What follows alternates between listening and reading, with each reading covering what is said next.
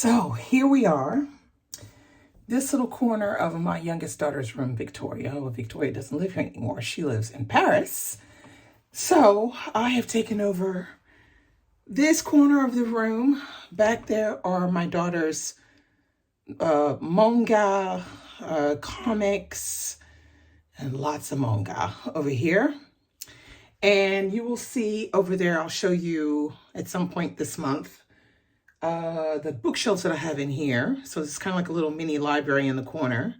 And there's another bookcase in the room next to this one, which is my oldest daughter's bedroom. She doesn't live here anymore either. She lives in Paris, and it's in the corner. So we are empty nesters, so we're spreading out in this big ass house. So that's just how it's gonna be. I need to use the space, so I'm using it. All right, so today we're going to talk about some of the anticipated reads that I have for 2023. Now, I'm not going to go into like a lot of them because I know there are many more than these, but I have found like 9 that I've seen popping up that to me sound like they could be interesting. So we're going to talk a little bit about those, and I will, put up a picture, probably either here or here, of the books that I'm talking about, so you can, check them out. Maybe you're interested in them as well. So let's see. The first book I have on my list is called River Spirit. Okay, so I'm going to be looking down at my computer so that I can give you a little bit of the commentary on the books. And I'll just be using Goodreads because it's the easiest. Yeah. Okay, so I found River Spirit. It's by Layla Abu Layla. And she is a Sudanese writer. And I haven't read anything by her just yet, but this is the cover is fantastic, and it just looks like it would be really, really interesting. So it says, spellbinding new novel from New York Times notable author and Kane Prize winner Layla Abu Layla about an embattled young woman's coming of age during the Mahdist War in 19th century Sudan. Okay, I'm already intrigued. So it says,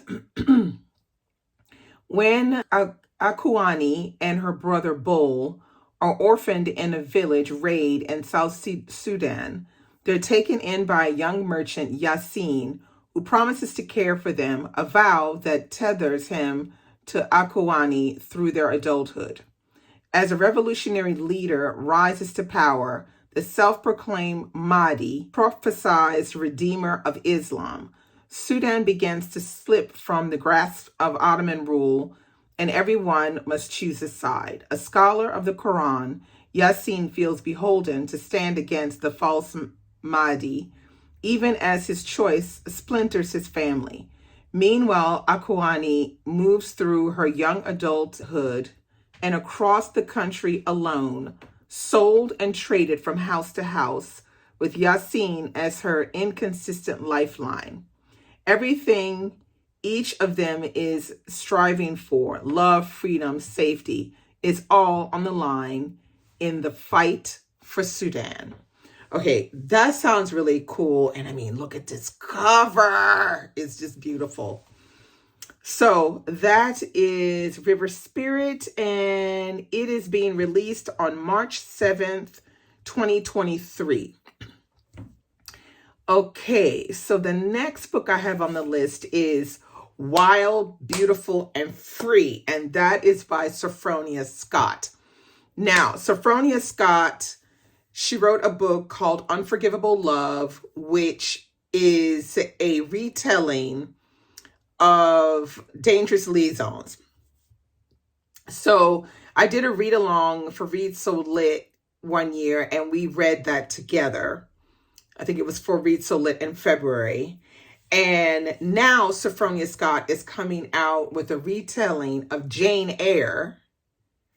And it is coming out March 1st of 2023. And it's called Wild, Beautiful, and Free. Here's the cover. Now, let me give you the word on what this book is about. And I cannot wait to read this book. Born the daughter of an enslaved woman and a Louisiana plantation owner, Jeanette Bebin is raised alongside her white half-sister until her father suddenly dies. His vindictive wife refuses 12-year-old Jeanette her inheritance and sells her into slavery. Now, on her own, Jeanette must fight the injustices she faces because of her mixed race. She escapes enslavement and travels from Mississippi to Philadelphia to New York to Ohio, all while searching for purpose, love, and her place in a country torn asunder by the burgeoning Civil War. Girls, ladies, gentlemen, I need this book in my life. So I am spearheading a read-along in January of Jane Eyre. We're starting at reading at January 1st. We got all the way to the 31st to finish it. I will be with Michael, possibly with Tatiana, to do a end of the month discussion about Jane Eyre, and we might do like a mid-month pop-up on Instagram. And so we're trying to get ready for Wild, Beautiful, and Free. So stay tuned for more information on that. I will definitely probably do a video here giving you all the details for that. I cannot wait. Okay, this will probably be my third read of Jane Eyre in my lifetime, but I'm really happy to reread it, especially since I want to be ready for Wild, Beautiful, and Free. So there you have it. Okay, the next book on the list is called Evil Eye, and this is by Ataf Rum. And Ataf Rum, we read the book that she wrote, I think it was in 2020. She wrote a book called A Woman Is No Man. And I thought that book was very, very interesting. I read that one. It was for the Book 2 prize. I had to read A Woman Is No Man, and I thoroughly enjoyed it. I think I gave like a 4.5 stars. But she's coming out with a new book in 2023. It's called Evil Eye, and it says, raised in a conservative and emotionally volatile Palestinian family in Brooklyn, Yara thought she would finally feel free when she married a charming entrepreneur who took her to the suburbs. She's gotten to follow her dreams, completing an undergraduate degree in art and landing a good job at the local college. As a traditional wife, she also raises their 2 school-age daughters, takes care of the house, and has dinner ready when her husband gets home. When her family balance with her professional ambitions, Yara knows that her life is infinitely more rewarding than her own mother's. So why doesn't it feel like enough? So this one is grappling with this, the idea of the tradition behind being a Palestinian wife and mother, and, is it enough, to continue like that and not want anything else? So I'm very interested to check Evil Eye out and see where it's going. Okay, the next book I have on my list is Age of Vice, and that's by Deepti Kapoor. This book is coming out January 3rd, 2023. I have not read anything by Deepti Kapoor, so this would be the first one if I actually do get to read this one. It says, this is the age of vice, where money, pleasure, and power are everything, and the family ties that bind can also kill. New Delhi, 3 a.m. A speeding Mercedes jumps the curb, and in the blink of an eye, 5 people are dead.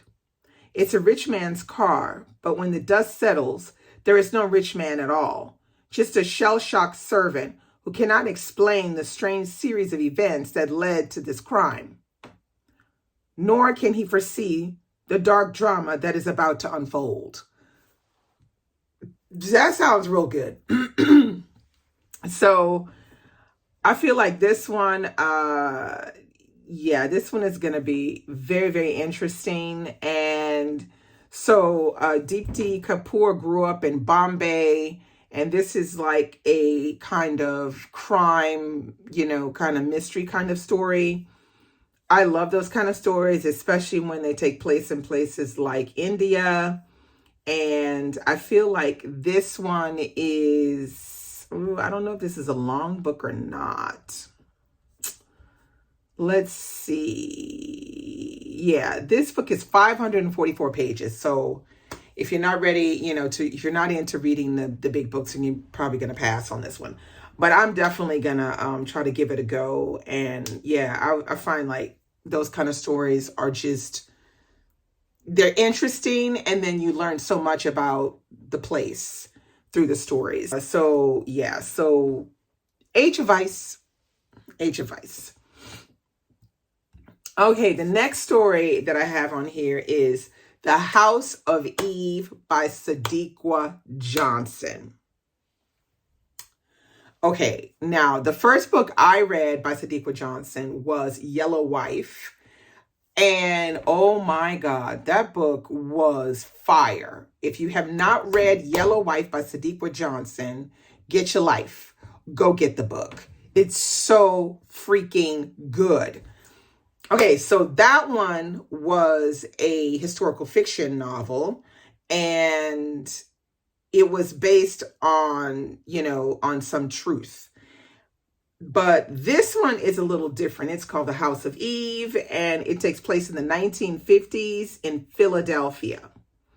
And it says 15-year-old Ruby Purcell is on track to becoming the first in her family to attend college, in spite of having a mother who's interested in keeping a man than raising a daughter.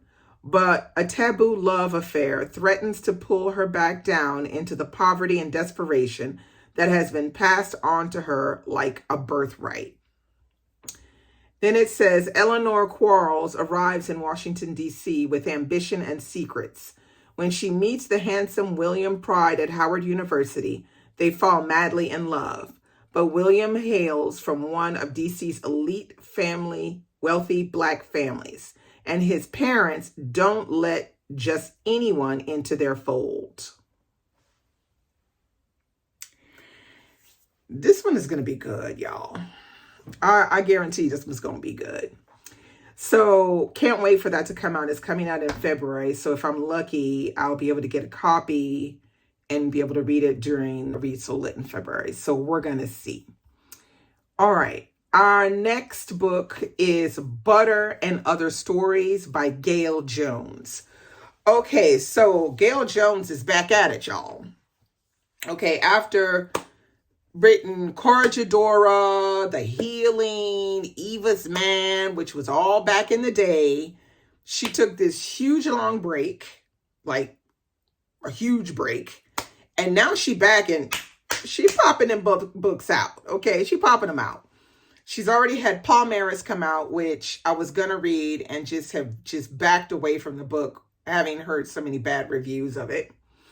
And then she wrote The Bird Catcher, which I kind of want to read that one before the end of the year. And now she's got Butter and Other Stories, which is a short story collection. So, yeah, I don't know what this collection is about, but I'm here for it. It's Gail Jones. I'm going to try it. Okay, the next book I have on this list is Moonrise Over New Jessup, and that is by Jamila Minix. And it is being released January 10th, 2023. Now, I don't know this author, Jamila Minix. I'm not sure if this is I don't think this is well, it might be a debut. I'm not sure. But it says, it's 1957, and after leaving the only home she has ever known, Alice Young steps off the bus into the all-Black town of New Jessup, Alabama, where residents have largely rejected integration as a means for Black social advancement.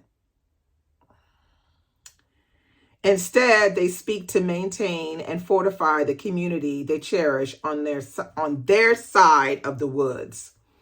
In this place, Alice falls in love with Raymond Campbell, whose clandestine organizing activities challenge New Jessup's long-standing status quo and could lead to the young couple's expulsion or worse from the home they both hold dear.